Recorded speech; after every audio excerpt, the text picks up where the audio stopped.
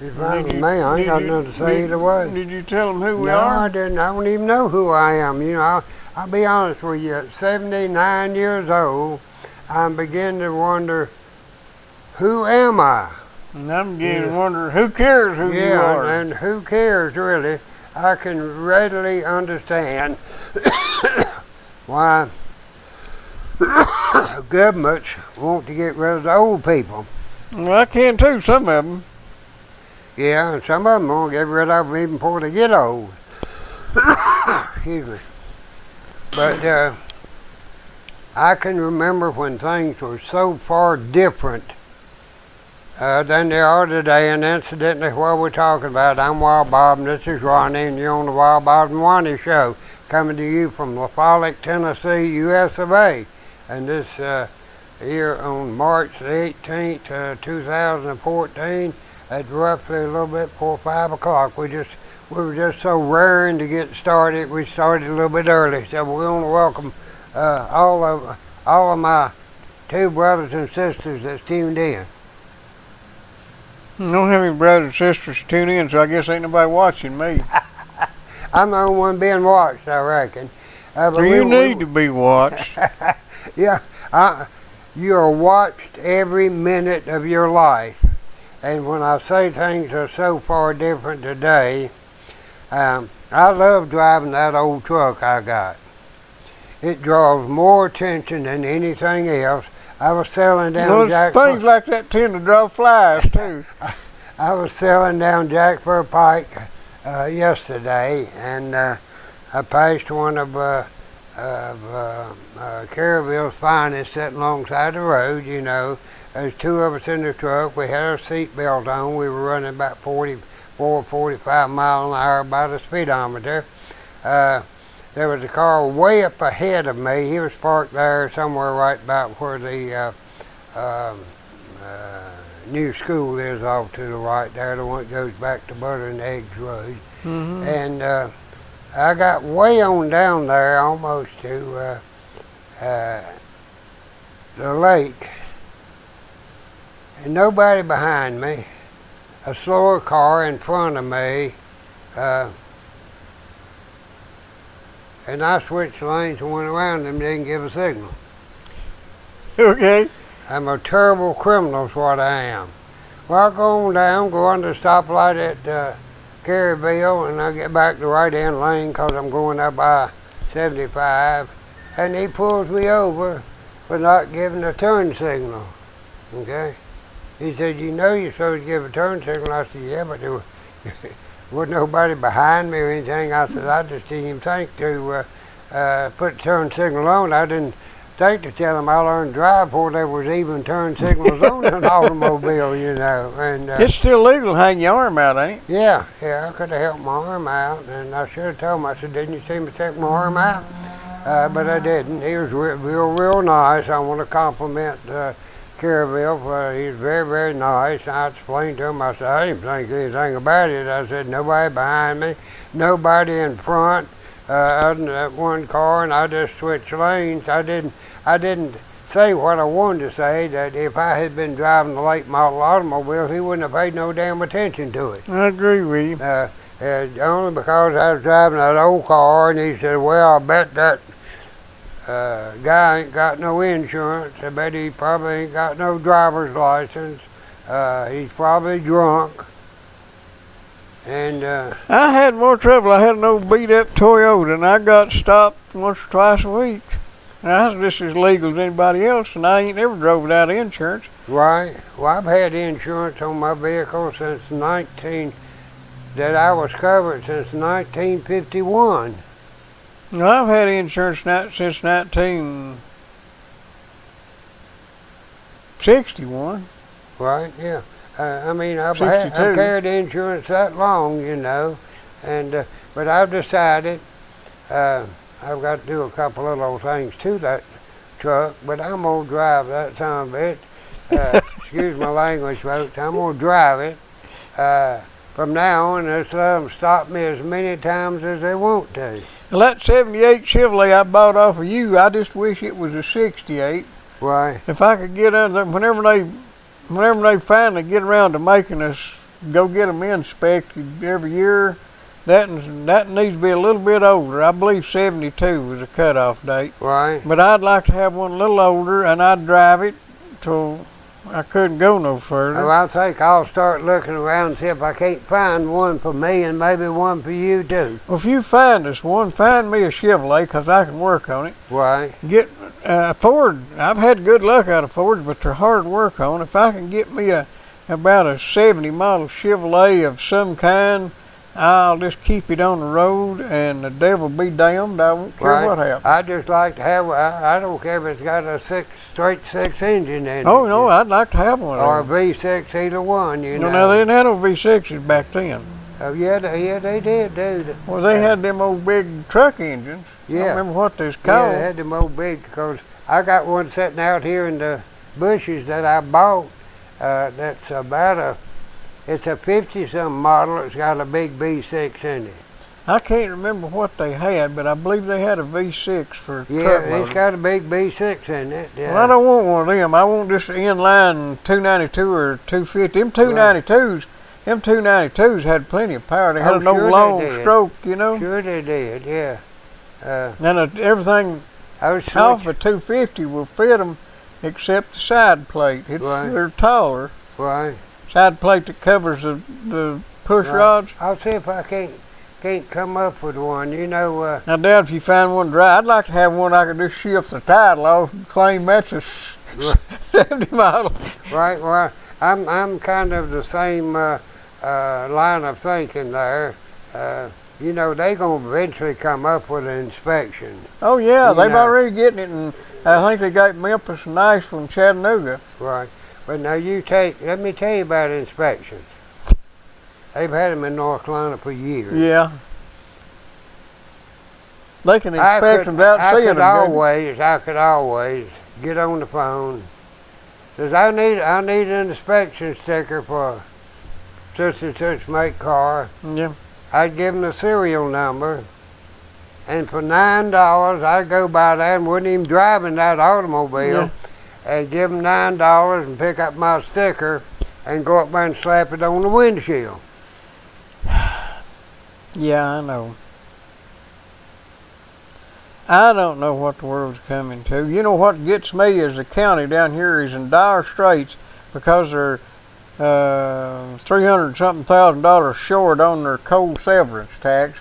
Now coal severance tax. They're going to have to raise taxes because they. Now, I don't understand. I thought we was selling sunshine and getting a whole bunch of money off of TVA, but that's beside the point. They didn't foresee this. Obama went in there. Before he went in, he promised to put the coal industry out of business, and they didn't see that was going to happen, and they can't. Now they're just blindsided. Well, we didn't need to spend the money on the money hole park.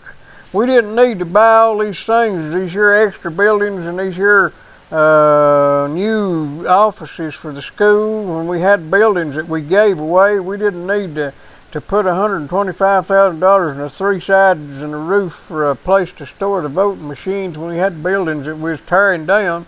We didn't need none of that stuff, but we spent the money, and we couldn't foresee that there might be a time when we'd need it. Well, I got better plans than that. I tell you something, I know whenever I'm going to go broke, and I try not to waste money, but they don't do that. No, they don't. They do good as long as somebody else's money holds out. Yeah, you can always buy whatever you want to with somebody else's money till they run out, and I run out a long time ago. Right. Well, all I've been spending is mine. I ain't got nobody else's. If we could spend the others, and now we got a bunch of people deciding. We got a fella running for county commissioner that has a reputation of spending other people's money anytime he gets the opportunity, and it always thinks there's more to be had. Right. You got a couple of them. Unfortunately, we've got several of them. Yeah, well, you got a couple of them well-known names that do that sort of thing, and you know, it's time to bring some realistic thinking into our government. It's past time, and it ain't going to happen because you're going to have to go with the people. I don't think it is either. You know, I'm just going to let the government go busted if they, you know. And I'm tired of talking to them about it. I may just sell everything I got and then not worry about paying property taxes. Right. I can do real good. Right. Well, carry on a minute. I got to do something here. Okay. I do that, but you know, we've got an election coming up here for a county commissioner, and we can replace all 15 of them with somebody else that probably won't do a whole lot better job, but I guarantee you we could go over to Knoxville and get 15 people out from under the bridge that are sleeping on the bridge, and they probably would do a better job than what we've got in there. And I'm not saying there's not some good ones in there, but we just don't know which ones they are, do we? yeah, it's just real world difficult situation. But you better be thinking about who you're going to elect for county commissioners, and you better be thinking about who you're going to elect for city council. You got a city council race coming up just a little bit later. And they done running out of money too. Well, they've already said that their tax base is diminishing. I wonder why. You reckon it's got something to do with putting everybody out of business? They have no idea. They want it to be pretty, and we got to pay for it, but they don't figure out where the hell we're going to get the money. Right. Well, you know, I've mentioned before, like the new Bojangles that's going in. I like Bojangles cooking. Now, don't get me wrong, I'm not down on Bojangles. But to bring another place to eat into this town is not doing anything but cutting up the same amount of money that's going to be spent for dining out among just one more operation. I think we need to start pushing, since we've got getting a pretty good radio audience and it's starting to build. We're getting some coverage now. We're getting people interested. I think we need to start campaigning, not for any particular candidate, unless they slide us some money under the table like everybody else does. Yeah. But I think we need to start campaigning on this tax increase that's coming up in the city and the county, and start letting people start thinking, maybe. Right, yeah. Well, there's going to be one coming right along. Oh, I know it. They'll manage some way to slide the nickels around and put it off till after August, but you better look out after August, because it's coming. Them fellers is going to put it to us, and it's because they waste it. And I don't care. It's just like you give the city 2/3 more taxes than they've been getting, and then it don't take them long and they're running out again. They've already spent their surplus. Yep. And promised more. They've done obligated themselves to more. Yeah, I know that. Building bridges that we don't need. Right. I mean, what's the use if somebody's going to give you the money to build a bridge that's going to say it's going to cost $150,000, and they give you $100,000, you got to put up $50,000. Well, you're getting a new bridge, but if you're getting something you don't need, you're $50,000 worth off. $50,000 on something you didn't need. That's absolutely right. That's not going to help the city. I don't see anywhere in the world that Beach Street Bridge is going to help the city. Well, two things. It'll be pretty. Oh, yeah. And bridge builders will get some money out of it, Right. and politicians will get some Money thank yous out of it. Oh, yeah. Yeah, we'll be forever indebted to them for providing us a new bridge. In fact, the pedestrian traffic is so heavy there, that's their main I ain't never seen nobody walk across that bridge. But just remember, Campbell County has the best politicians money can buy. Yeah, they do that. They've got some that I don't know what they shouldn't be. Well, no, they've done away with the crazy houses, haven't they? Yeah. Yeah. And they've done away with the poorhouses, and I don't know where we're going to go when they get done spending their money. I don't know where I'm going to go, you know, because they've eliminated both of my future residences.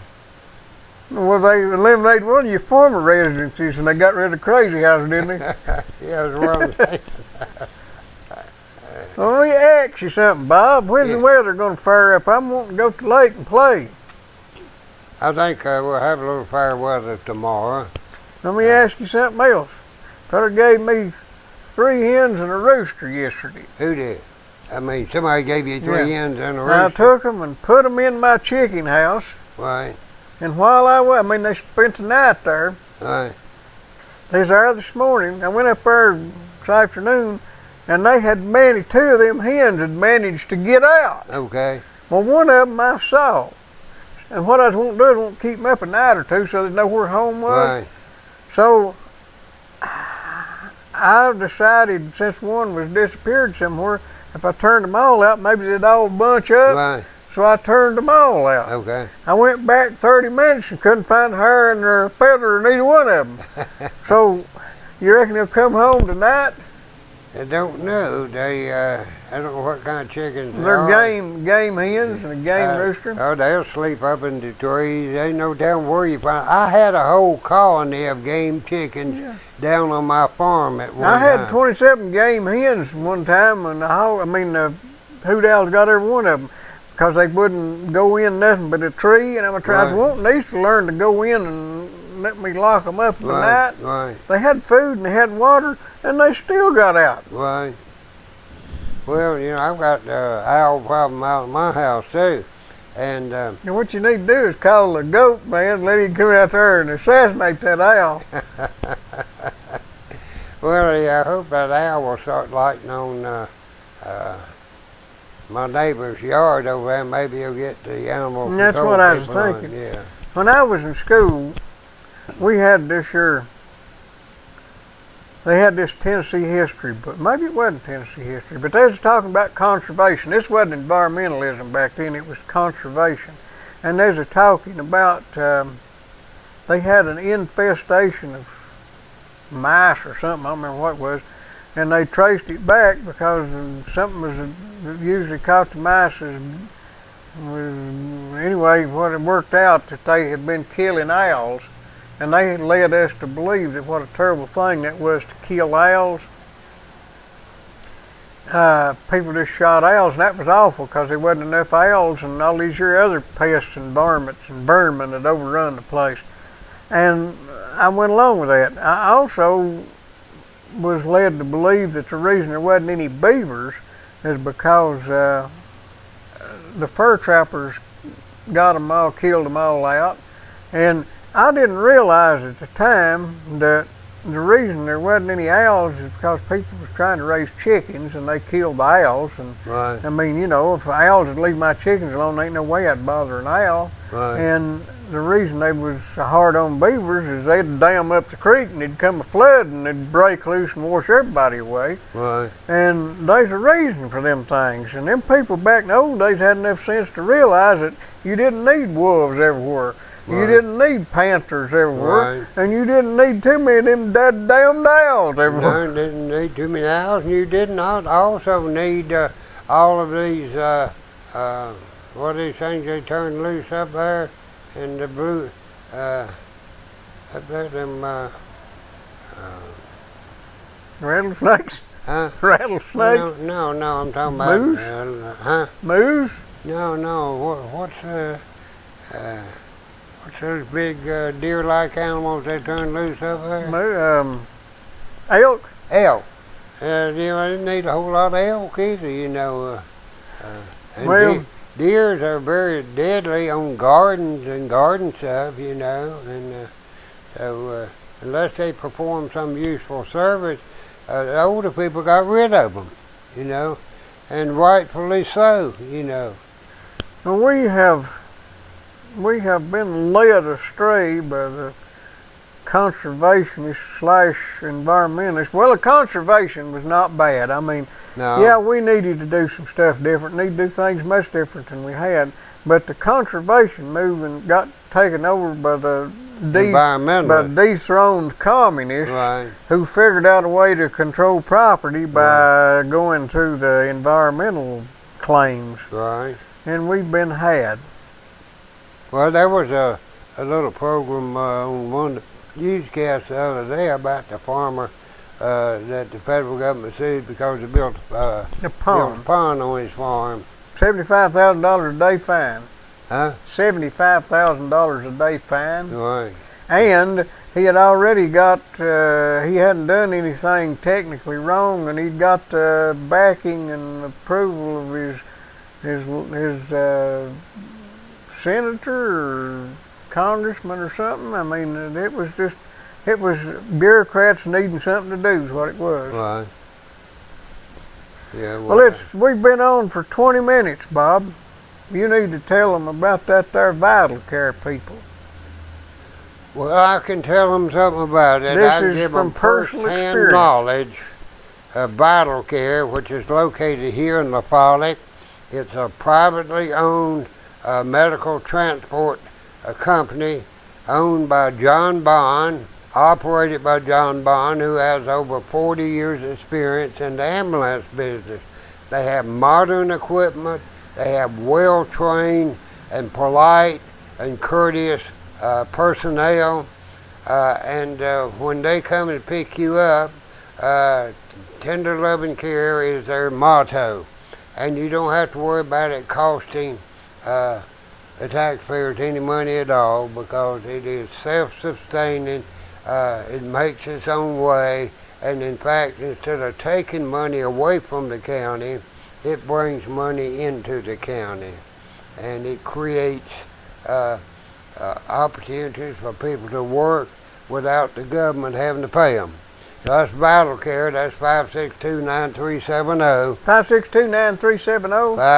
562-9370. Well, what if you forget the number? Oh, well, if you forget the number, call 911 and request Vital Care. They'll send them out. And if you can't remember the number for 911, call 494-5020, and Ronnie will give you the number for 911. I will. I really will. The number for 911, I'll look it up for you. Right. You know, did you see that thing they've been talking about Obama, whenever he laughed at Romney for saying that our biggest geo something other threat was Russia? What about Al Qaeda? Ho ho ho! Don't you know the Cold War's been over for 20 years? 20 years. Oh. Well, I guess. Do you ever see anybody? I mean, a country. And first off, I don't think we ought to have been sending troops to Ukraine. I don't think I can even see Russia's side in this thing. But if we had had any backbone, it wouldn't have happened. Right. Now, if we had had the right posturing in the past, this wouldn't even occur. But now, whether we should have been going, I mean, we wouldn't like too much if Russia started taking over Mexico. You look at Cuba. Well, yeah. Our response to Cuba. Yeah. But here's the thing I'm getting to. We need some sort of a backbone in our leadership, or we need to just pack up and quit.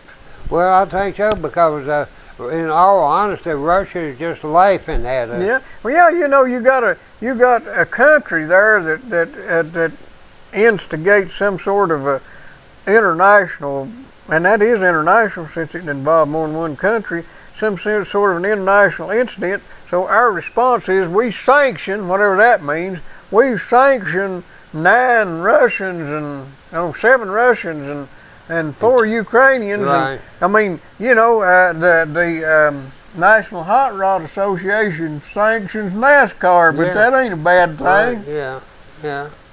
Yeah, I understand that. I think they mean it in a different way, but the point is, what are you going to do? You're going to say, well, you know, well, I think Newt Gingrich said this morning, that means they can't go to Disneyland no more. For sure. Well, now you take, as far as repercussions, you know, I have a nephew that's over in the Ukraine operating a business, an American business in the Ukraine. Now, he's subject probably, if Russia goes on into mainland Ukraine, takes that over, he's subject to get run out of there, you know. So, yeah. Well, you know, if you get to looking at the physical layout of the country there, I can understand why Russia wants Crimea. And although they say that there might have been some chicanery going on with that recent election, like they had more people voted for it than there was there, right. I do think the vast majority of those people wanted to be with Russia because that was their roots. Yeah, well, a lot of them are of Russian descent. But the point is, had we shown any backbone over the last 5.5 years, it wouldn't have happened. They wouldn't have done it to George W. Bush, that's the guy that was so stupid. Well, right now, if they had done it, what do you think George would do? I think he would probably be smart enough to say, look, we're going to make sure that you don't do any business anywhere else. That's the way that's the way Reagan bankrupted. Well, Reagan outspent them on. Well, he not only that, I didn't realize as much as that Reagan was nearly as deep as he was. He talked Saudi Arabia into flooding the market and dropping the price of oil and cutting off Russia's revenue. At the same time, he was increasing spending on armaments to the point that Russia couldn't keep up, and they didn't have no choice but to quit. Well, now, right now, I'll tell you what I would do if I were president, okay?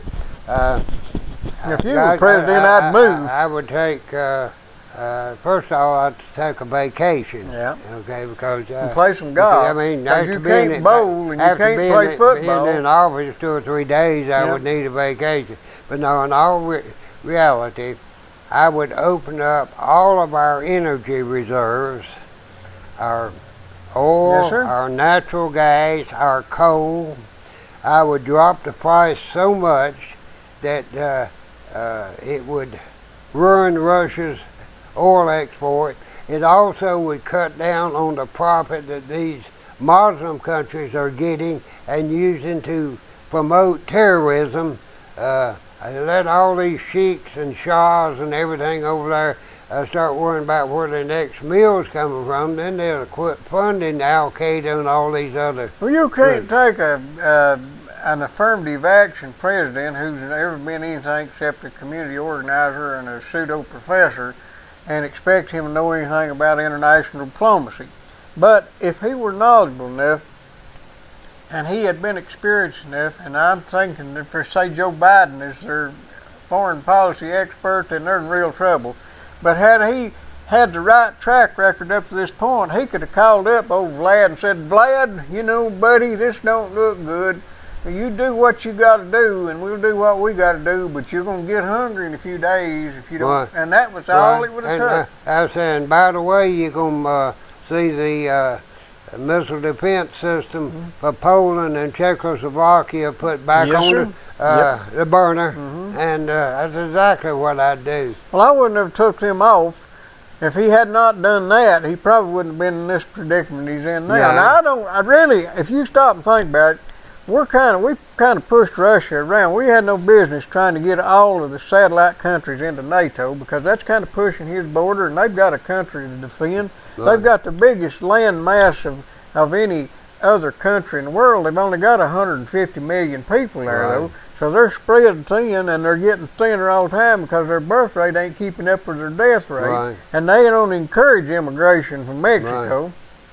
So we could win this thing again and in a hurry if we had anybody with any backbone. Well, you know what I say about it? I'd look at what's going on over there and I'd say no problem. I would not have any problem with taking care of that situation. Well, now, here's the thing about it. When your ultimate goal is to diminish the United States and the world, and to bring them possibly to their knees for all their previous transgressions. Oh, because we're the bad guys. Yes, sir. You're on the right track. So there's not a whole lot there you need to do. You're doing it right. Right. Mr. Barack, you're on the right track. Well, you know, Obama's letting them giving up what we still have left of the internet. Yeah. Which the internet was our baby. We're the one that devised it, brought it into being. It's our thing. It's like Cosa Nostra is our thing, you know. And I don't think we ought to relinquish what little we have left. I don't either.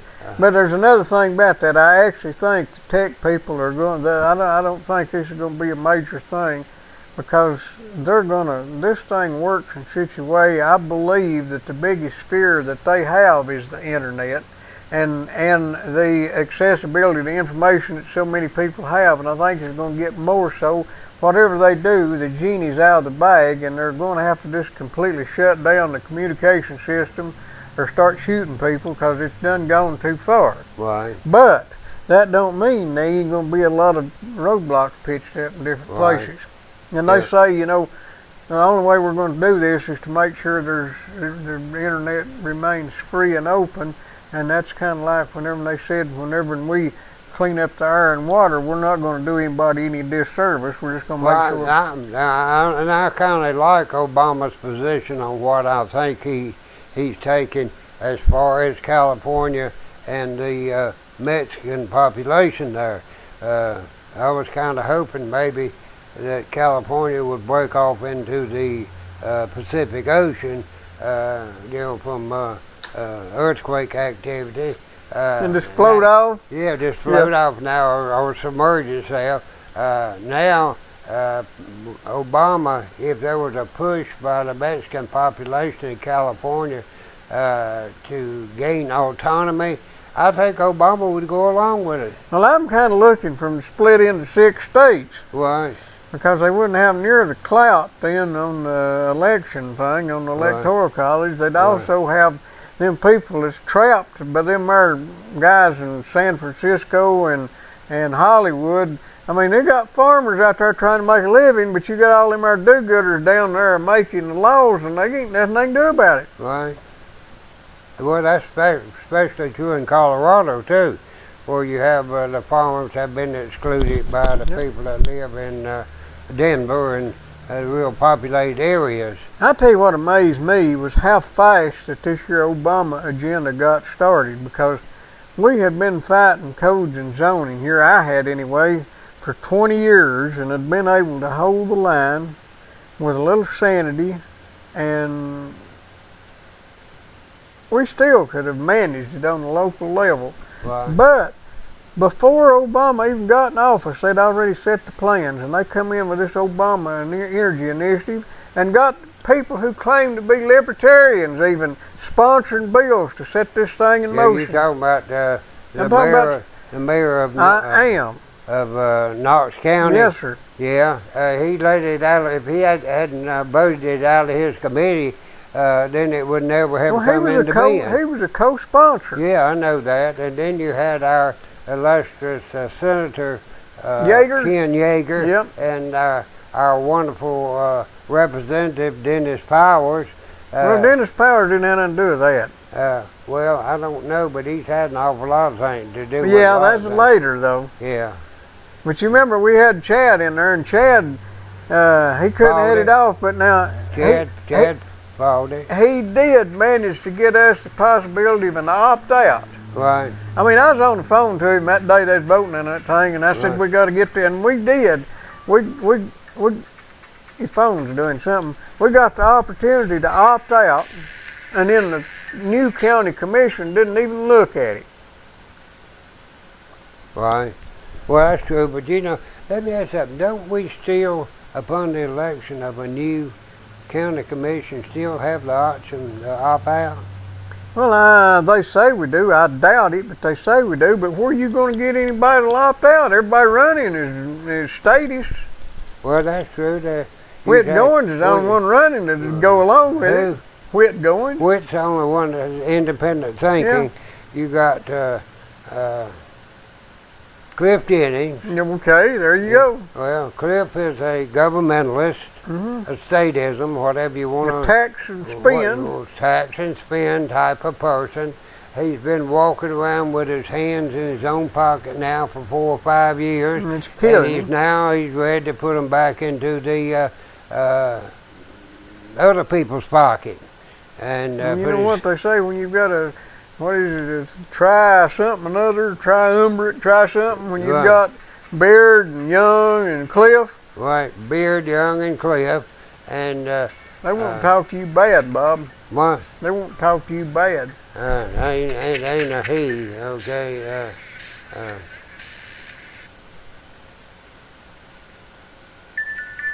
I'm going to cut him off. Okay? Probably somebody wanting to sell me something. That's what I figured. Yeah. That ain't nobody wanting to pay you. No, ain't nobody wanting to pay me or buy nothing, you know. So, but you've got that bunch that could not make a living if it were not for the government. Cliff, he can't make a living without the government unless he gets by with doing something illegal, you know. Now, he's never been known to do that, Yeah, has he? no, never been known to do that. You've got David Young, who has subverted his position in the government on numerous occasions. In fact, he's even been let out of the county seat in handcuffs. So, you know, you've got William Baird, which William's first job, I think, was as a county agent, which was a government job. William, if he can't go home and watch soap operas in the afternoon, you know, that's the only reason he got David Young there, so David can look at things while he goes to watch soap operas. So, looks like he could TiVo them. Yeah, but no, He'd miss a step he on wants that. them Fresh. fresh. Fresh. Yeah. I'm glad I ain't got television at home. Right. Yeah. True. So I mean, we've got everybody that's involved in this government just about is involved for ulterior motives. Well, we've been on almost 40 minutes and we ain't talked about Digger Well, yet. you know, yeah, I won't tell them about Digger. You know, I want them to rest assured that not only does Digger have gas, We got some of these guys. he's got propane also. Yeah, we've been using Right, it while we've been here. We're sitting here right now toasting ourselves with some of Digger's. That may be about the last of his wintertime fuel. I don't know what it is. You want to start burning that flavored stuff now. Yeah, we'll have to get some mesquite or some hickory flavored My, propane to do some grilling with. I hate to say it, but I had to finish from 1 till daylight this morning with electric heat at home. Really? Yeah, because Digger run out about 1 o'clock this morning, and I knew he was going to. I had a 100-pound tank out there, Right. but I waited till it run out, and it worked out okay. But I don't like that electric heat near as much. It's too dry. Right. Yeah, I love my propane heat. They're showing on television, watching the television over top of the monitor here. They just showed a picture of the Twin Towers being a simulation of the Twin Towers being hit with. They're trying to decide whether it was an inside job or not. Right. Well, you can see right then that it was an outside job. What they need to do is build it back and run into the airplane and see if it falls down again. Yeah, that's what they need to do. We underestimated the ability of Al Qaeda. In fact, we were not even sure that they were what they were at that time. But one of the problems we had back then was that William Jefferson Clinton kept one department of the government from talking to the other department of the Yeah, and they had another problem They too. had all those walls built up, so if they could have connected the dots, then we probably could have averted 911. We had, when the first tower went up, about a little over a third of the way up, they encased that there center support column with asbestos as a fire retardant and to keep it, the structurally sound in case of a fire. They outlawed asbestos in the process, so they finished that tower up without asbestos, without the insulation around the center steel support. Then they built a second tower, and they didn't use any asbestos at all. The second tower collapsed all the way to the ground. The first tower collapsed down to the asbestos-coated center thing, and they had to tear it down. Now, I ain't no great asbestos fan, but the environmental people was a major cause of that thing, both of them falling down. I'm not saying that people wouldn't have been incinerated, and I'm not saying that they wouldn't maybe all have died anyway, but they had a lot more opportunity to get out of there if it hadn't fell down on the way as they was going down the stairs. Right, that's true. Very, very true. You know, the environmentalists and the people that you take, they've killed more people than they've ever saved. Oh, they kill millions in Africa and the subcontinent there every year because of the DDT ban. Right, yeah. Yeah. That's very true, you know, because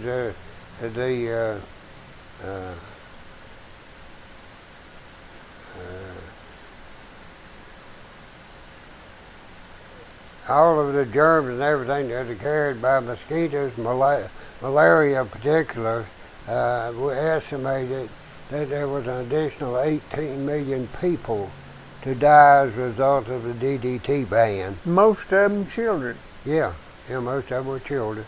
But you think those people who banned DDT, they still think they've done the world a service. Mm-hmm. But you know, Rachel Carson killed more people than Hitler. Right. Yes, she did. About 3 times more. Yeah.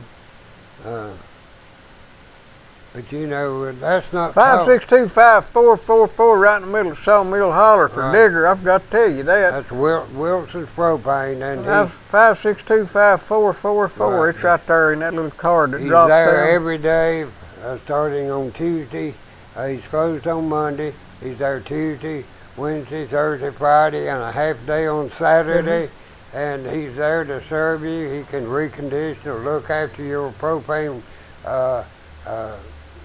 stoves, heaters, or whatever you got, and he'd be glad to fix you up with some of the best propane you can get. And he does put more in his tanks than you will get elsewhere. Digger Wilson, propane's his middle name. 562-5444. Yeah, that's what he says. 5444. Yeah. I always thought it was 5444. Right. If you're a Democrat, call 562-5444, and if you're not, call 562-5444. That's the way Mark Levin does it. Right, there you go. There you go. You know, one said we underestimated the Arabs. They've been underestimated many, many years. Do you know how they took... I guess that was Baghdad or Babylon or something up there. They had a completely invincible wall around it. And they had gates down in the Tigris and Euphrates River to keep the armies from going through down the river, come down the river in boats and everything. Yeah. So for years, several years, with labor with that ain't nothing. No, that's yours, ain't it? With probably slave labor, they went up there and dammed up the river. Yeah. Put a dam on it, okay? And then at a given notice, they closed the gates on the dam. Yeah. And the Tigris and Euphrates River went down, and they walked under those gates that had been installed to keep them out. Now you talking about determination. Now that's determination to do something like that, and they are so determined that they are going to take over the world. That if you don't put up any resistance, they will. Well, we kind of done the city and pretty much done the county and got the federal. Who we gonna hit now, Bob? Well, let's see what we got here. Oh, well, you know, I was starting to say that, you know, I started to show off by telling you a little bit. We ain't hit the states yet. Huh? We ain't hit the states yet. Well, let me tell you, I come out this morning like about a little bit before 9 o'clock, and I pulled a. I had to run down on Sawmill Holler, and as I was coming back out of Sawmill Holler, I stopped there at the 4-lane, and what do you think the first car I saw coming down the road? Must have been a police It car. was a highway patrolman. Yeah. Right? Now, we not only have to go through Caryville Police Department to get here if you're coming off I-75, the Jacksboro Police Department, the LaFollette Police Department, the County Sheriff Department, which is all over, and all they seem to do is ride the roads. I don't know. And Well, I feel a lot safer. now you've got to come through a regular highway patrol officer that makes it his little business, his little enterprise to come up here and get as many fees as he can from people coming through LaFollette Yeah. and Jacksboro. Sometimes it's hard. Huh? At times it's hard. Yeah, it is. Yeah, it is. And that's the first thing I saw when I pulled out on Jacksboro Pike this morning. They wave at you. No, I didn't wave at him either, you know. So. I figured you fellas pretty well acquainted. Right, no, it didn't wave at him either, you know. And but you can't go anywhere but you're not under government scrutiny. The government definitely scrutinizes you. They will definitely scrutinize you. You get scrutinized a lot by the government. Right. And, it particularly is odd to me because I was raised during a time that the only time anybody went on the sheriff's department was when they couldn't get a job driving a milk truck. Yeah. So, they have glamorized law enforcement so much through television. You have all these. Well, they've armed and equipped them with that there drug seizure money. They all feel like they're part of a combat battalion. Right. Yeah. You can see a little old lady pulled over along Jacksboro Pike. There'd be 3 police cars there to assist him. You never know when you might have some little old lady that's a terrorist or something. Right. Yeah, I know. And we done been through that over at Y12. Cruzy done. She was a nun to boot, wasn't she? Right. That we probably on the register. I'm sure you are. Yeah, I'm sure so. Trying to smuggle them air compressors into Y12. Oh Lord, it's comical to me. I'm of a generation, before you, and it's really comical to me to see all the shenanigans that go on with the government trying to make itself to appear to be the benefactor of mankind. And necessary. And if you get rid of 90% of the government and let them do what they're supposed to do, is to make sure that they preserve the peace, register deeds and enforce contracts. Right, yeah, and very little else they need to do. I'm going to tell you something. It's like lawyers. If you didn't have one, you wouldn't need 2. Right. That's the shame of the whole thing. I mean, if the law were written in plain, readable language, would you need a lawyer to tell you what it says? No. No, you wouldn't. And they intentionally make it difficult to understand. Well, of course they do. And let me mention something to you. My ex-wife had an accident that's been in the courts. It'll be 2 years the first next month, and they have the trial scheduled for May. It has been put off and put off and put off and put off.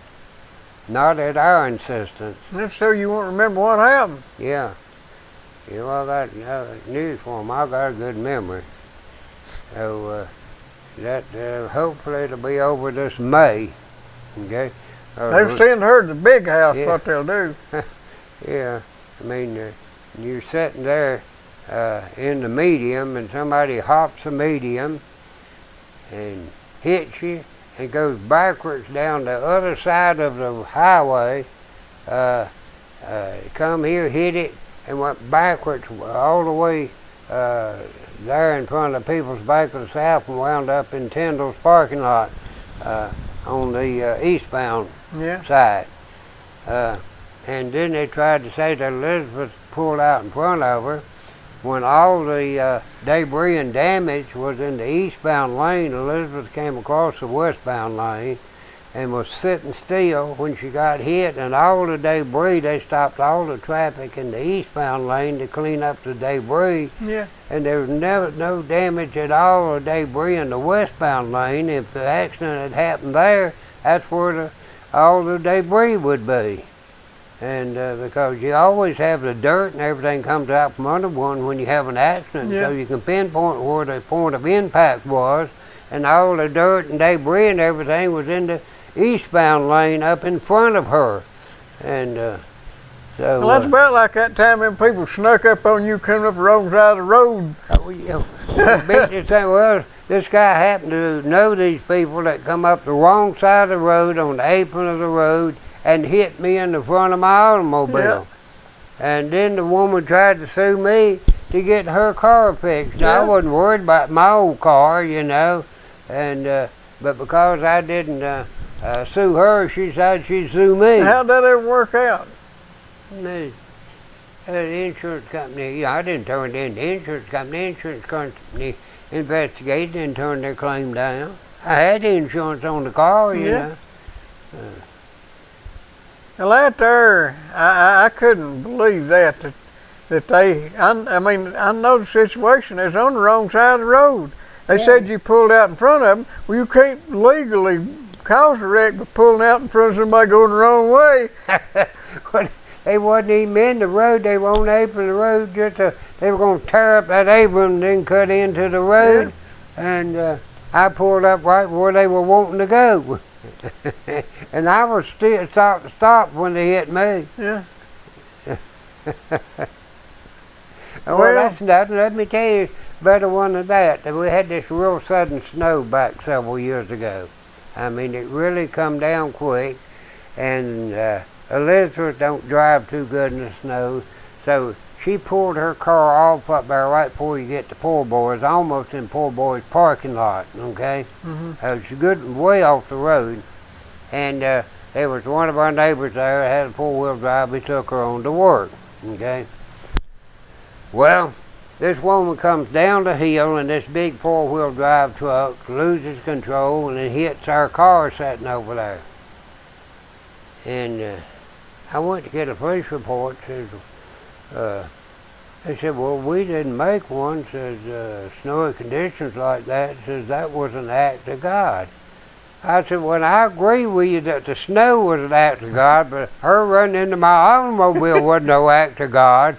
And so he had to go, and he happened to know where she lived, this, that, and the other, but he didn't have any information or anything at all on it. He had to go dig that up and bring that to me so I could file a claim against her for hitting my automobile. Yeah.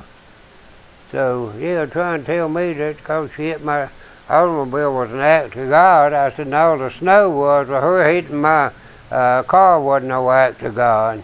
Well, if Liz had stayed home that day, or if she hadn't been born, it wouldn't have happened. That's right, yeah. Because that highway was provided by everybody, you know. She didn't buy that automobile.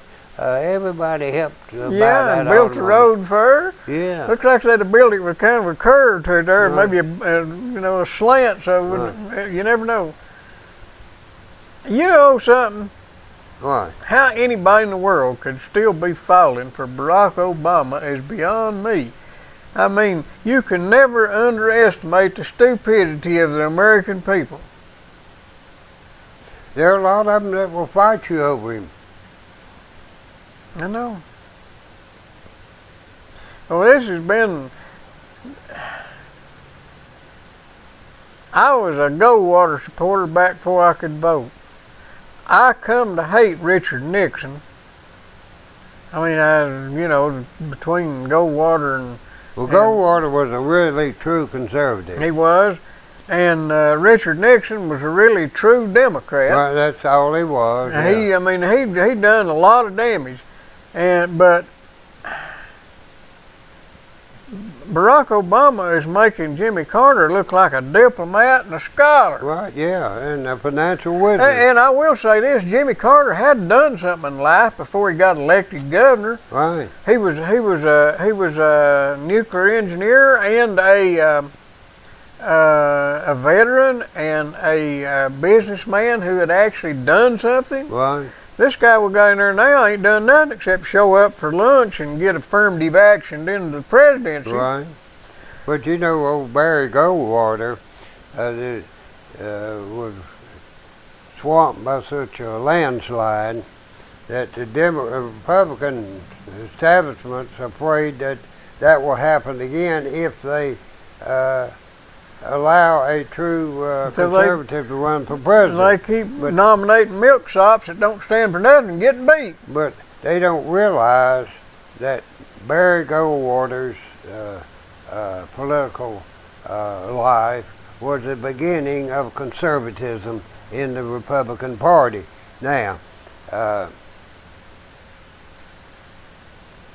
LBJ symbolizes the ultra liberal Democrat, and he put things in such a mess that he didn't even run for re-election. You know it. He messed things up so bad he wouldn't even run for re-election. I remember I was in Mayhan Hall walking through the dormitory one evening, and somebody, I didn't have a television. I walked by a room, these guys had a television, and it was LBJ talking. I stopped there and looked through the door and listened to him, and he said he wasn't going to run. I thought, well, that's good. You've killed enough people, so I'm full-fledged behind Richard Nixon. Right. Still couldn't vote, and I'll be damned if he didn't turn out to be just another He's just another LBJ. I tell you what really got me with Nixon whenever they were running the election in '72, and he'd already done everything in the world to cheat and get elected like he had to and didn't. But whenever Kissinger come out about 6 days before the election and said peace is at hand, and then they went right back to bombing as soon as the election's over. Right. Whether we should have been there or shouldn't have been there, we could have left. We could have left when Nixon went in. That'd have been 9 years earlier. We could have left 9 years earlier. We never did have to go in there. We didn't have to go in there because of Phnom Penh, which they kicked the French's rear end. But I'm saying, when Nixon went in there, if he had just withdrawn, we wouldn't have been in any worse position than we were leaving in '75 after Nixon is gone. Right. Now I know he wanted peace with honor, and he didn't want to abandon the effort and all that. But he didn't accomplish anything except get another 30,000 U.S. soldiers killed. Right. Well, you know, I still say you don't ever fight a war unless you have the intention of winning it. Yep. If you're fighting it to lose and lose gracefully, you might as well not even fight it. That's right. And when they would not bomb Hanoi or hit anywhere in North Vietnam, I knew the war was already over. Well, whenever we had to, right or wrong, we had the war won until the North Vietnamese realized that all they had to do was hold out, even losing. If they could just hold out till we give up, they'd get what they wanted. Same thing true in Afghanistan. Yeah. And we've got to go. Yeah, we have, folks. Enjoyed being with you. We will be back Saturday, 5 o'clock. 4 o'clock, excuse me, at 4 o'clock. We're going to write that down because I keep saying it's 3 and he keeps saying it's 4 o'clock on Saturday. And Bob will be there about 4:15. Right. We'll be on the internet. We'll be here on UGG TV, and we'll also be at WLAF 1450 on your AM radio dial. That's correct. So we look forward to seeing you on the radio. See you, folks. See you.